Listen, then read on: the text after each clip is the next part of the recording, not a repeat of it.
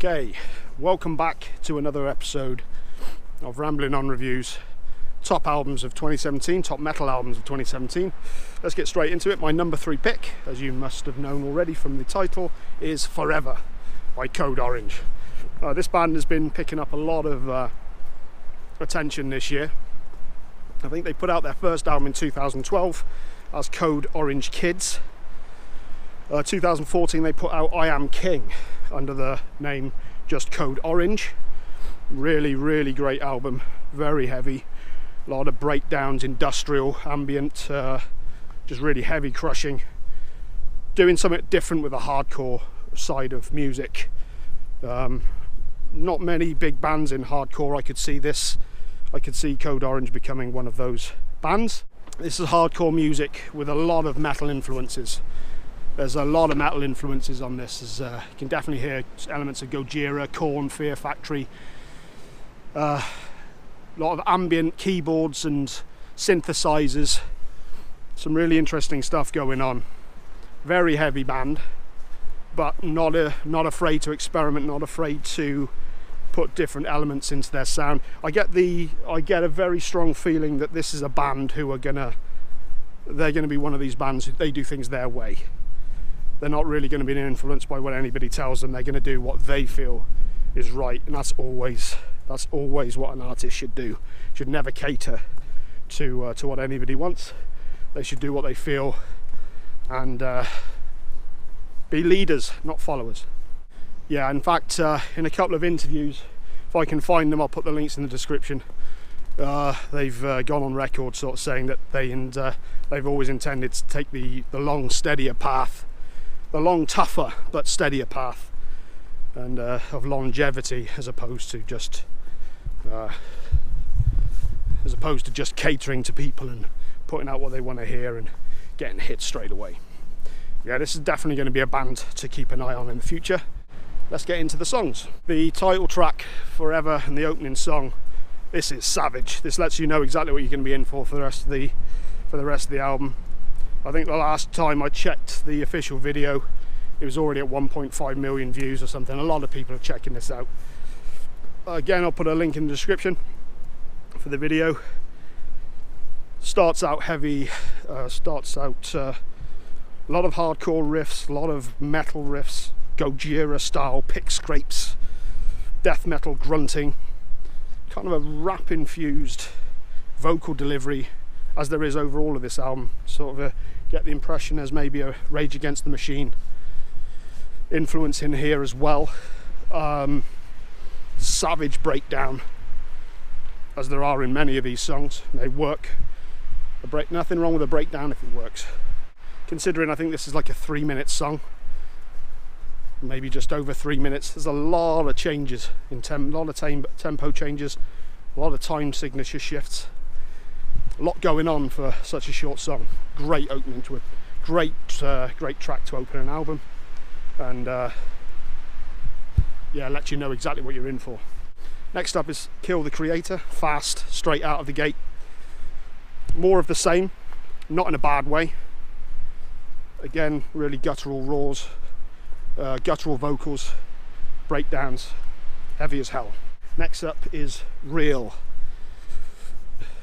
Musically, the first 3 tracks are kind of very similar in tone and style, and this has the as many people have already kind of I wouldn't say mocked, but has the before the breakdown, it has the chant, "This is real now, motherfucker." But it works. I defy you not to bang your head to this one. This is a great song. Next up is Bleeding in the Blur, and this is the standout track on the album for many reasons. It stands out on the album. It's much different to the other songs on the album, even though it still has the heavy guitars. Tonally, it still has the heaviness. This is the first of the songs to be sung by Reba Meyers on the album, displaying her. This girl can sing. And this is a great song, real standout song, great single, and I'm sure it's going to bring the band a lot of deserved attention. I don't know what the reaction are from old school fans of the band, whether they took to it or not, but I really love this song, and I think it fits well in the scape of the album. The Mud has a lot of sludge and doom metal elements, as the name would suggest.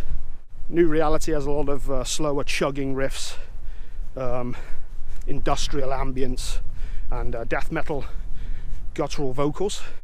Spy, love this song, really great song. This has a riff on it that could easily sit on a Korn album.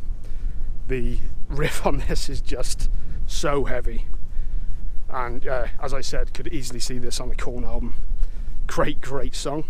Next up is the song Ugly. This has a whispered, hushed vocal. The riff kind of reminds me of Fell on Black Days by Soundgarden. Kind of drenched in echo and reverb, very ambient, but yeah, it works really well. Kind of reminds me of Fell on Black Days by Soundgarden, but not quite. Just a similarity, not a rip-off by any stretch. Features the vocals "Live like a loser, die like a king." Can't help feel that this represents their ethic towards working and to not catering down to any sort of expectations that people would put on them. Great track. No One Is Untouchable is up next. Slow chugging riffs, industrial ambience. Great song. Next up is Hurt Goes On. This has got a more industrial feel, more hushed vocals. A lot of the synth and keyboard stuff on here kind of reminds me of Rammstein, Fear Factory, even hints of Rob Zombie. Actually kind of thought of Return of the Phantom Stranger from Rob's Hellbilly Deluxe album, which really works great. And finally we have Dream 2. This again has Reba Meyer's vocals on it, works really well, very dreamlike song, hence the name, I'm sure. And the final words taking the album out are "I just can't relate." Whether this is to society in general or to an individual, one suspects probably both. But great album, really enjoyed this album.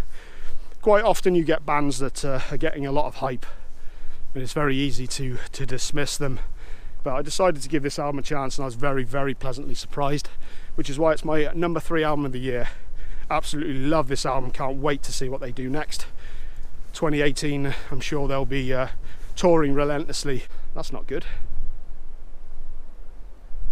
I think that's like the 4th or 5th tree I've seen fallen down thus far. Okay, so that was my 3rd album of the year, number 3 album. Fantastic album. If you haven't already, like and subscribe. If you want to check out some of these songs, I'll leave descriptions for video. I'll leave links for videos down below in the oh god, yeah, I'll leave links for videos and interviews down in the description. If you're interested, go to my Spotify account, which is Free to Be Who I Be, all one word, same as this channel name, and check out my Rambling On Metal Roundup review playlist, where not only will I have standout songs from all of these albums that I'm talking to, but from also the number 15 to 6, which I've already done a video about, and all the other albums that I've missed from this year or didn't get to review. If there's anything you'd like me to review, let me know in the comments. I'm interested to know what your favourite albums of the year are, so let me know, leave comments, like, subscribe, share. Thanks for watching. 2018 is going to be a great year for the channel. I'm going to come out swinging for the fences, and I'm going to be on top of a lot of the upcoming albums now that I've caught up with all of this year's. So yes, thanks again for watching. It's much appreciated. Like, subscribe, share, and I shall see you for the number 2 album of the year. Make sure you come back for that one.